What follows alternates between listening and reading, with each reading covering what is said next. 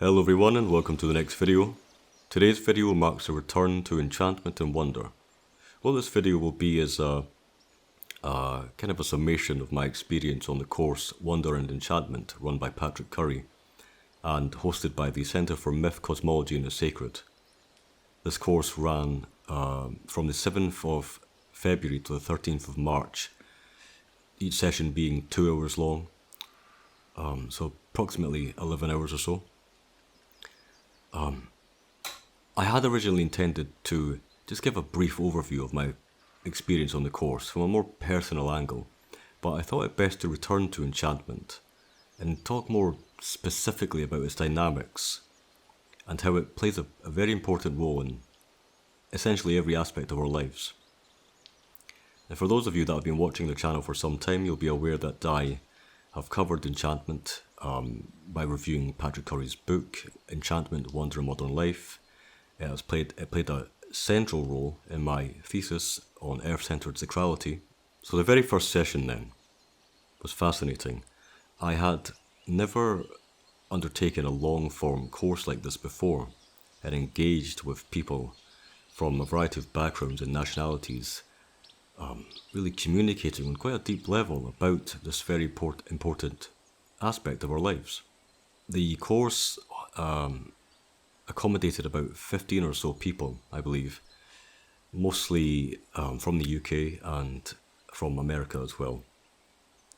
People that were in the fields of science, music, public relations as well, I believe, all sorts of different people, so it was very fascinating. And of course my background in ecology and now the humanities, writing within the humanities.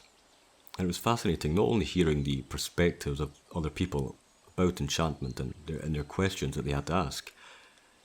It was quite something, quite surreal to actually engage Patrick face to face directly, to ask him questions. Of course, some of you may know that I wrote for Patrick's journal, The Ecological Citizen, a few years ago now, a couple of years ago. And of course I re-engaged with him after writing my thesis, and we've been having some interesting chats since then. I have also been lucky enough to be given Patrick's second book, Art and Enchantment, for free, so I will be reviewing that book hopefully quite soon. So with all that said, let's dive into what enchantment is. So I will just read a brief description of what the first session involved, just to give you an idea of the kinds of ideas that we'll be discussing here. This class consists of an introduction and overview of enchantment, concentrating on its chief characteristics and typical dynamics.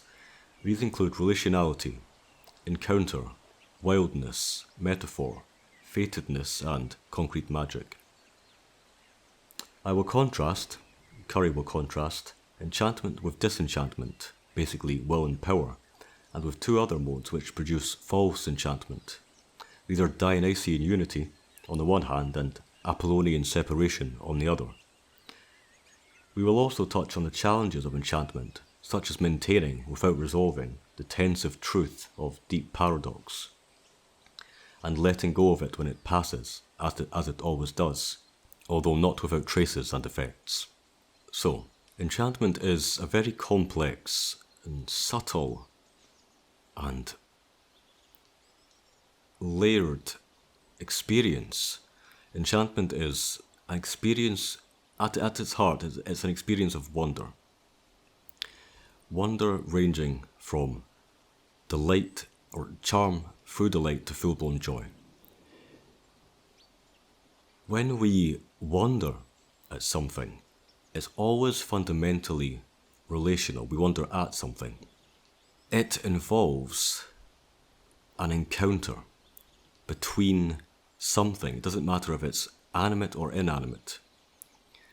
It is fundamentally metaphoric in the sense that I, the wondering one, am moved, touched by the other, who is different from me.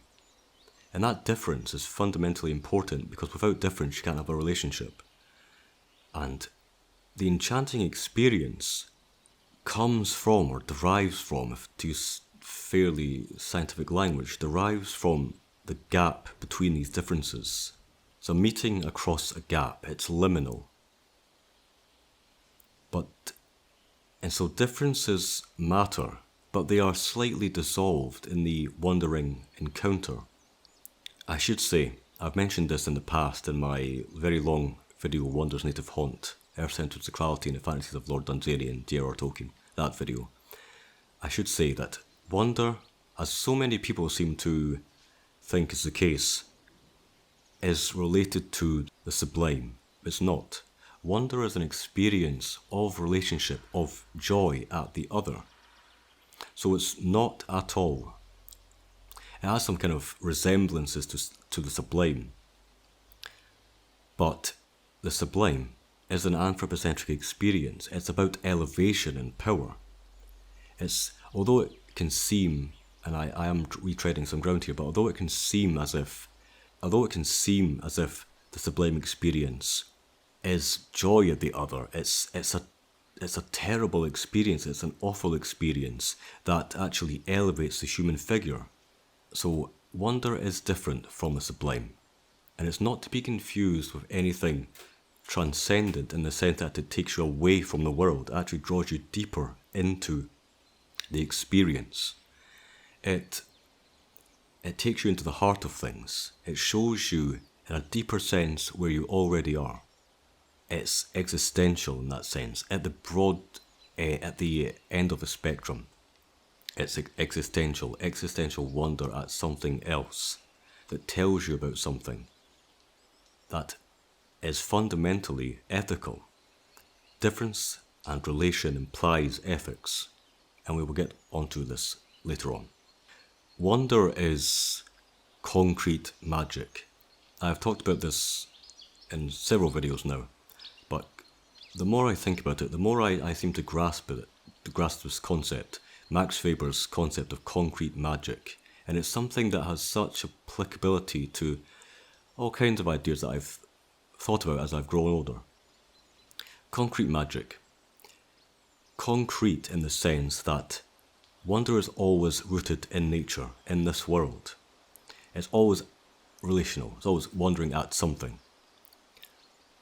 And so it's wholly material, it doesn't denigrate the material world. But at the same time, it's magic in the sense that of the ineffable, mysterious. And when I say mysterious, I don't mean the mysterious out there, the external.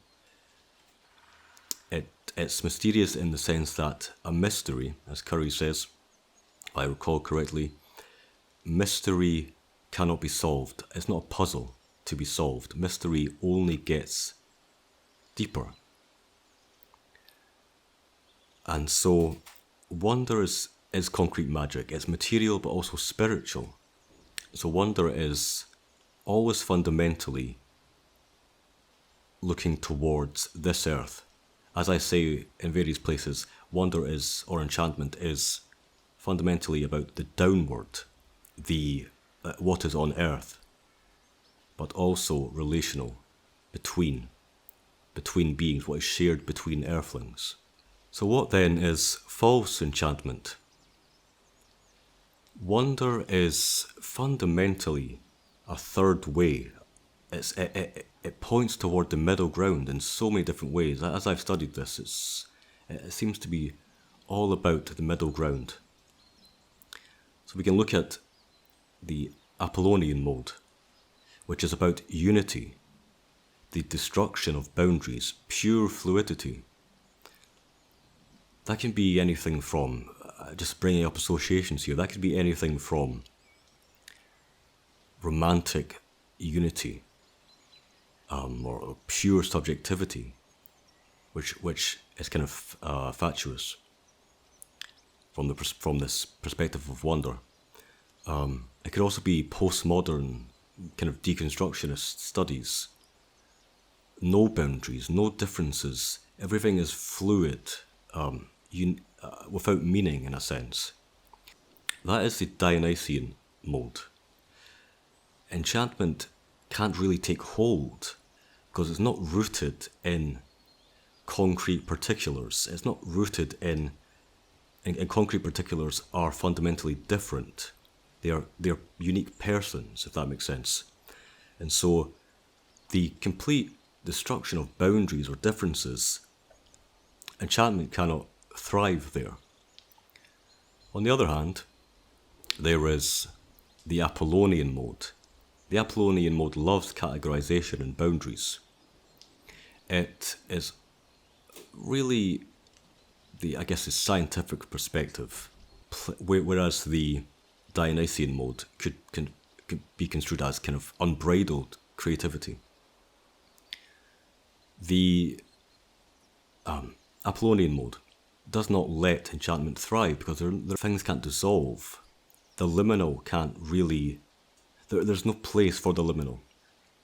So it's really the opposite side of the Dionysian mode. Another subject that is very important to enchantment, another approach or way of life, an ontology that is very, very conducive to enchantment and wonder, is animism. Again, to approach something with an ethical, with care, with an ethical stance, requires that you see that thing, whatever it is, animate or inanimate, as another person, another being worth considering. Many of us do this, of course, but animism is a way of seeing agency and subjectivity within all things, in a sense, all things. There are some qualifications that I will get onto, but not only do you see the subjectivity and agency in the deer, the hare, the tree, the beetle, anything can have that agency. You can touch it, but you can be touched by it. That doesn't necessarily need to be... These things don't necessarily need to be alive in the sense of biologically alive. You can be enchanted or moved by a stone. It can teach you something. And so something that I've been kind of struggling to get my head around, to grasp, is that animism doesn't necessarily mean universal animism. Not everything is alive, and I'm still kind of struggling with this, but what Curry talks about, and what people like Graham Harvey have talked about, is that things can have potential to be a person, to touch you as you touch it in this encounter. So it's not that necessarily that all things are alive with that subjectivity and agency. It depends on the meeting, the encounter between individuals, because again, everything is relational. And this is absolutely against the Cartesian split, the mind, body, or spiritual material splitting that has deep roots in Western philosophy and science and so forth. And I've kind of touched on this in the past as well. Another key aspect of enchantment and wonder is wildness. Wildness is really the root of enchantment in a variety of senses. It's fundamentally unbiddable. You can't control enchantment. You can't really make it happen. Enchantment comes to you as a gift, as grace. You can't bid enchantment into the world via a program. It's anti-programmicity. We'll talk about that later on. But it's wild in the sense that nature is wild. It's wildness. Well, wildness can be found in wilderness, of course, but it's really the quality of wildness that counts here. Because wildness can be found in the urban environment. It's whatever cannot be controlled. So there's so many things here that I could discuss about enchantment and its dynamics, but we're only on the first session. I will summarise by giving a quote by Tolkien, of course a very important thinker who understood enchantment deeply. Enchantment is fundamentally a love and respect for all things, whether animate or inanimate, an unpossessive love of them as other. That is fundamentally what enchantment is about.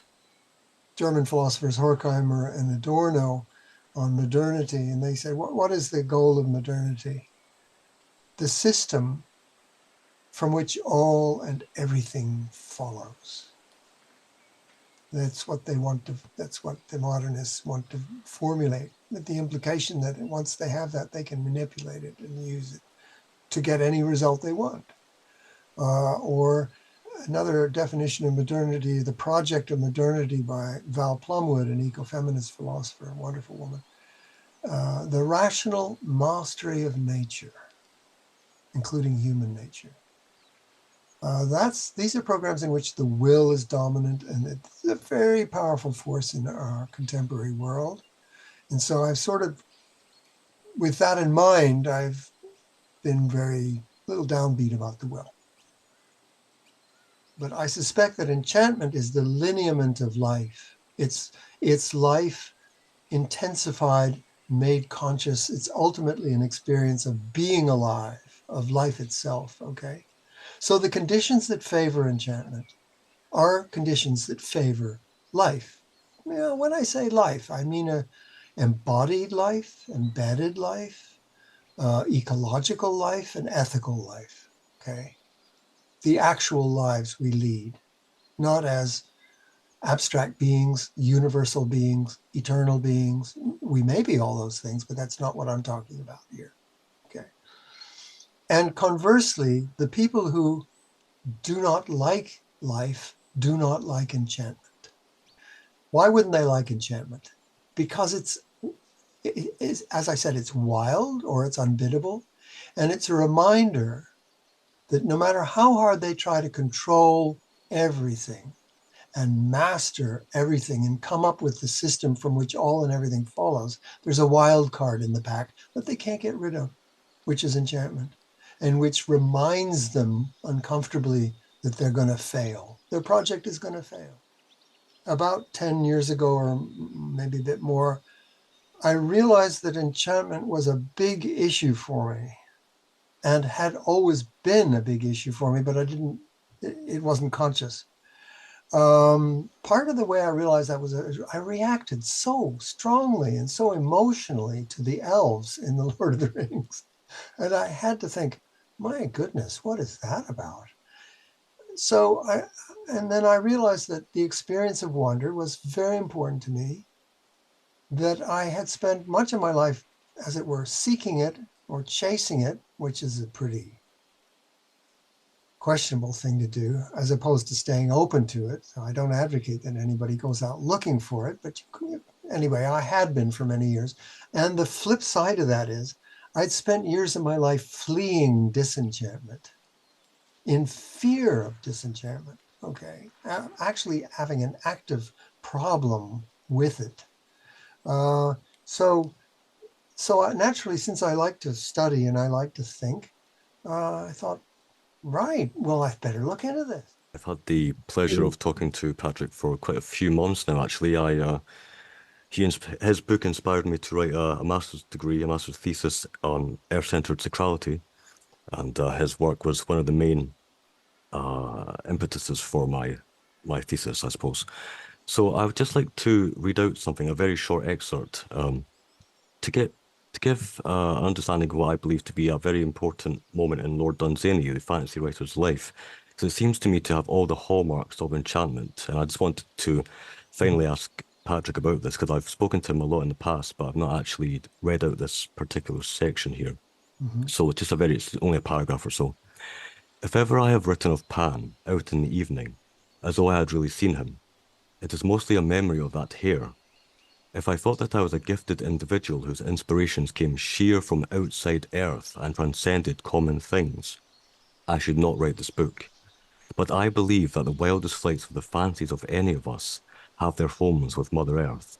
Now, that that paragraph is really the basis for what was the basis for my thesis, because it points to relationality, it points to the unbiddability of the encounter, it points to everything that isn't transcendent or platonic or abstract. It really seems to me about this relation between Lord Dunsany as a child. He's in his garden looking at a hare.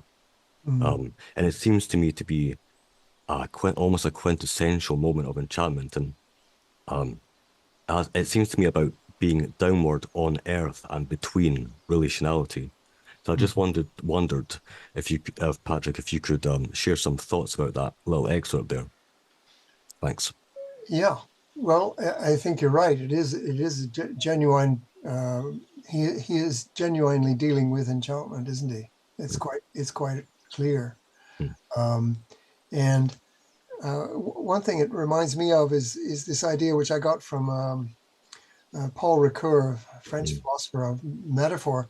He said something like, a metaphor is something I haven't talked about yet that's very important to enchantment. I'm going to get mm, to it in a moment.